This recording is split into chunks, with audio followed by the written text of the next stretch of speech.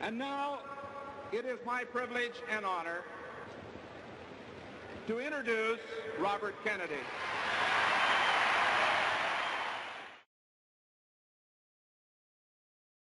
Yes, we can. Thank you. God bless you. And may God bless the United States of America. It was first a rumble and then a roar. And pretty soon it just consumed the whole place. And they would not stop. They simply would not stop.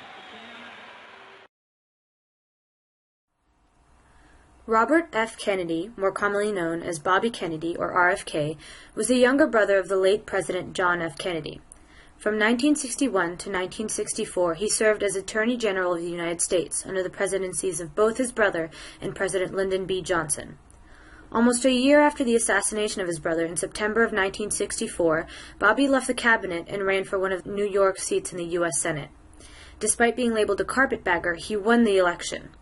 During his time as a senator, Bobby allocated much of his work towards issues concerning social justice. He advocated strongly for minorities, particularly African Americans, and created a more aggressive agenda for New York's Democratic Party by pushing motions such as the desegregation of buses, anti-poverty programs in areas like Brooklyn, and the Voting Rights Act of 1965. However, his work was not contained to New York. Bobby also traveled to places such as the Mississippi Delta to review the efficiency of current war on poverty campaigns, and South Africa to promote peace during the apartheid.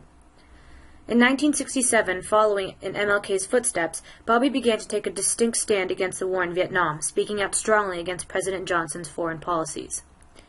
In light of his charm and idealistic policies, by his second year as senator, Bobby was gaining a national following.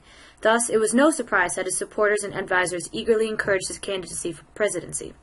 However, due to his hesitancy in challenging incumbent President Johnson for the Democratic Party nomination, it wasn't until late in the race, on March 16th of 1968, that Bobby announced his candidacy.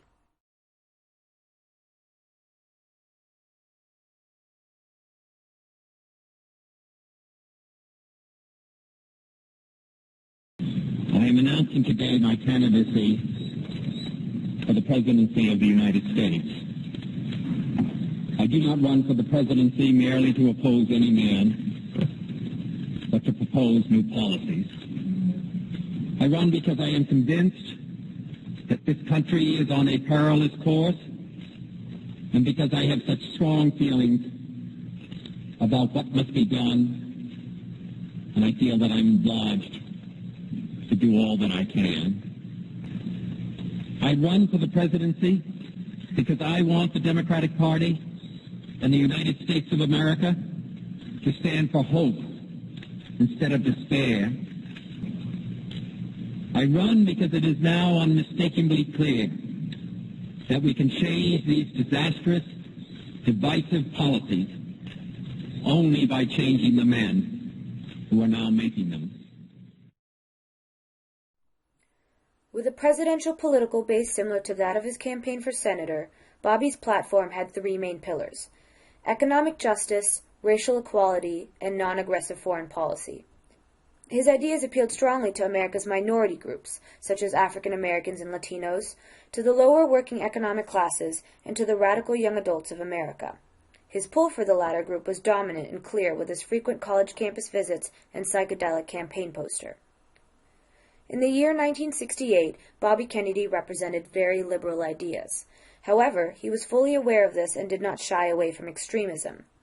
Before delivering a speech at Kansas State University, he said to a group of students, "Some of you may not like what you're going to hear in a few minutes, but it's what I believe, and if I'm elected president, it's what I'm going to do."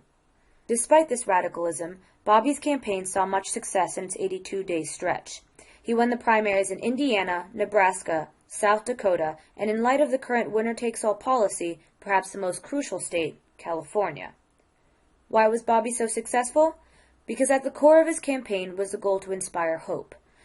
From his official campaign slogan of "Yes, we can" to his pathos-packed speeches, he took every opportunity he could to connect to his audience. When analyzing both Obama's 2008 and 2012 campaigns, the similarities to Bobby's 1968 campaign are uncanny. First of all, Obama's platform followed values that Bobby stood for. Obama advocated for jobs for the lower working classes, immigration reform, universal pre-K, and peace in Afghanistan. Thus, his targeted demographics were virtually the same as Bobby's, the working class, minorities, and young adults. As a gifted orator, Obama put a high emphasis on inspiring hope and touching his audience. His official campaign slogan in 2008 was hope, and in 2012 was change. Moreover, Obama's 2008 campaign drew directly from Bobby's, using Bobby's slogan, "Yes, we can," as its official campaign chant. In the same way that some described Bobby as more priest than politician, Obama had the ability to speak to his followers in such a way that made it feel as if he were one of them, right by their side. All in all, it is clear that Obama and RFK's campaigns were tightly intertwined. From their sense of duty to their political promises to even their charisma, both ignited the same sentiments of hope, life, and unity within their audiences. Though Bobby's time was ultimately cut short, his legacy undeniably lives on through Obama.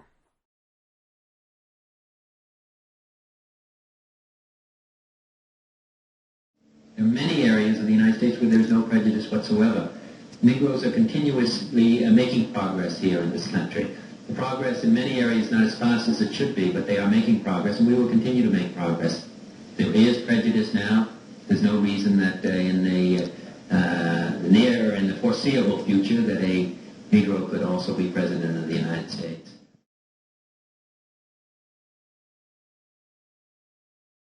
Let me just close my initial remarks by talking about bringing this country together. You know,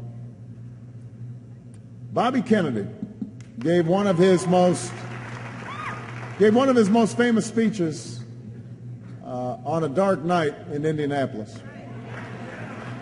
And he said, at that moment of anguish, he said, we've got a choice.